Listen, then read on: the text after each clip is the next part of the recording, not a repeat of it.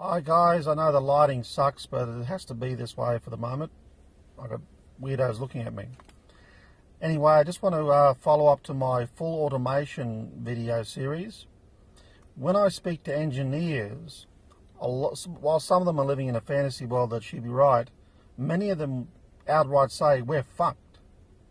Of course, I then mention to them and try to explain to them as best I can, within the time limit, about full automation, the Zeitgeist movement and the Venus Project, and what's capable and what's possible with technology, with new political systems, so to speak, and then they become more open to the possibility. You've also got a situation with, money is now a roadblock to progress, as silly as it sounds. For example, when you're building a product, products are not made to their peak efficiency. There are two limiting factors. One factor is called, I think it's called inherent obsolescence, which means because of cost, you must use not only a cheaper product, a cheaper raw material, but only use enough to satisfy some criteria of reliability.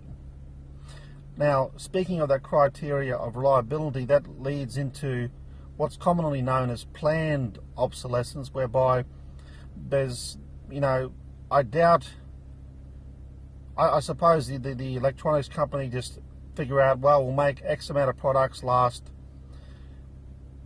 so long relative to their costs. So TVs, expensive TVs, you probably expect between 7 and 12 years, I guess. But look at mobile phones, which in theory should last a long time, but usually shit themselves due to the battery, which is often not only not user replaceable, cannot be replaced by repair shops, because the battery is being soldered in or some crap to the phone, and it simply can't be removed. Or maybe it could be, but by the time you get the bill, it's just cheaper to move on to another phone. So all that shit's done away with once we move into the new world order of full automation. So think about that. Also, just very briefly, if you remember, I asked my question about unemployment and all that sort of stuff, and people always say, wow, in the old days, we had other industries pop up, and that'll be the same now. But one thing you got to remember is that back in the 1800s, the early 1800s, London had a population of 1 million people. We already had a blueprint, a major blueprint of the next phase of economic development, when we're talking about looking at, highly agricultural countries like Australia back in the 1800s, etc. So when we made the offer to whoever, to business people, to the society, look, we want to move into cities, we want to build cities, we want to build roads, we want to build all this infrastructure, we had existing blueprints such as the major cities, such as France, such as London, etc. Well, we can say, look what they've done. So it's an easy sell. And this is why I keep asking people to not tell me that what we did in the past, but to actually tell me the type of industry or industries that are going to pop up that will literally absorb the incredible amount of unemployment.